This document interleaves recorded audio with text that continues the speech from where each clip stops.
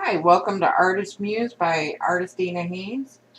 Today I'm painting not marigolds, um, morning glories. I'm working on a painting for my kitchen to go with that modern farmhouse look. Um, and this kind of fits I painted a light robin egg blue, so I'm going with that. And I like the idea of, the whole Italian kitchen, but I don't like the red. So I'm filling in the little blocks to kind of give it that feel, but doing it with my own spin on it. And today I'm kind of going to talk about vulnerability. I've been listening a lot to Brene Brown, so you have to bear with me. But they tell you in our artists or teachers will tell you have to be vulnerable. And, having gone through a really vulnerable spot in my life recently, I'm like, what's that mean?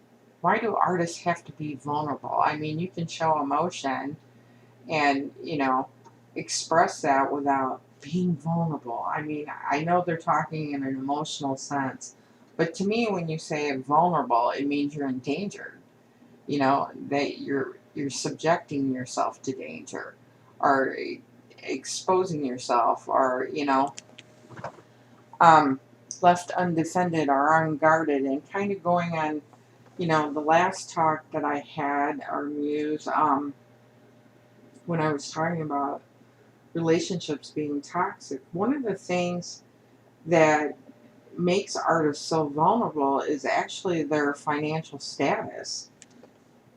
Not all of us sell, $2 million paintings or more, sell paintings for 20,000.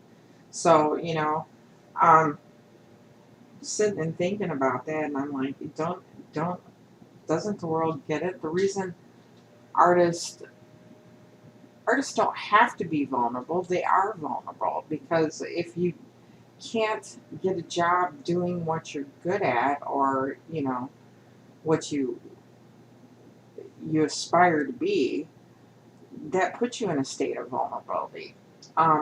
Some of the situation going on with me is, trying to survive on a low income. I decided, well, I'll pick back up my art and, at least then I'll have art therapy, right? And get through it. But, you know, without food, water, and shelter, it's very hard to be artistic. And what some of these people are conveying to us is that we have to put ourselves in a state of being unprotected. I kind of imagine it like back in caveman days, the people that did all the art on the walls, you know, um, they had somebody sitting and guarding the opening and would let you know if there was a tiger out there or something, you know?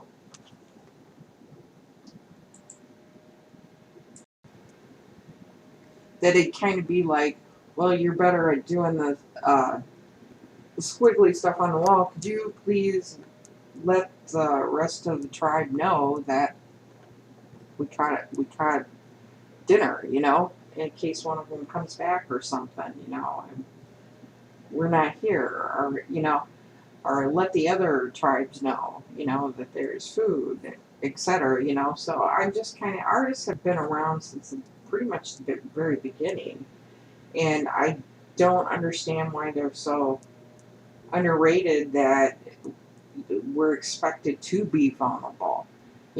Some of me saying talking about ways artists can make money has to do with the fact that no, we're not all going to get the studio job, and some of us do it as a hobby. So it gets really confusing that, well, are you a hobbyist, or are you doing this professionally? And the lines can get blurred. Even um, my son brought up doing something with NTFs, and it's really risky, but on the same breath, it's somebody actually keeping track of your artwork for a change, and but you have to take this huge risk that you're selling it and getting paid in a different currency that may not be there tomorrow, you know. But if you really wanted your artwork tracked and not stripped, like I explained it to him basically, when you open up Adobe Photoshop and you work on something, you can put in meta tags that help you um, let people know that it's yours, like the search engines and stuff. But when you go on Facebook and you post that same picture, it strips a lot of that background information off the file to shrink it. So, you know, are they a good idea or, you know, a huge risk? This is what we're talking about, vulnerability.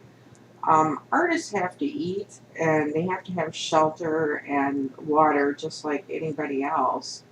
And me kind of sitting here, kind of, I don't want to say I was starving, but I was close to it. I wasn't doing very good when I went to the hospital, and a lot of it didn't have access to my money to go take care of things, and you know, sitting and thinking about the whole vulnerable state of being exposed, and when exactly did I stop being scared of, you know, not having my basic needs met? And I think I kind of overcame feeling vulnerable about art.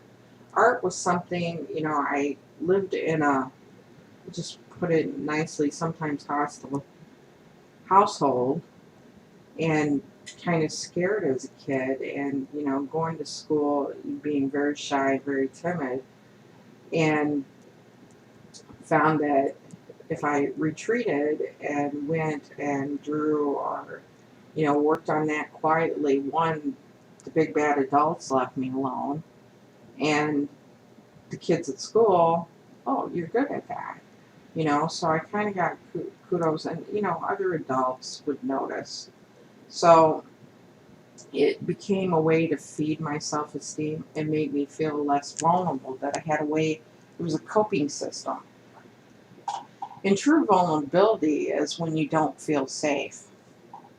When you're struggling with trying to find a job to do that said career in art, it can feel very vulnerable, very, you know, like you're exposed. It's not just exposing yourself to ridicule or shame, that you have to overcome this, you know, this first obstacle, and or you have to have somebody that's willing to work with you in your life and partner up with you, that understands that sometimes this won't make money, sometimes I'm going to need your backup, um, and your support, and know that you're behind me, and that the bills and the lights and gas and electric and, you know, the water, all of it's going to get paid. It made me feel more safer as a child, learning to do this and getting better at it. Something that it was a way of self-protection. And I think a lot of creatives, you know, you come up with, if you're exposed to harsh environments, you come up with creative ways of coping. And it says, you know, one of the definitions is susceptible to physical or emotional attack or harm. Um, I found that a lot of creatives that I know have been through some stuff, and, you know, been exposed to going without, or, you know, even if they had a great upbringing, you know. So your 2 cents on this. I'm kind of partially way through this. I'm just putting down the local base color right now, and I'll post more later. See you on the flip side. make sure you give me your 2 cents on how you feel vulnerable.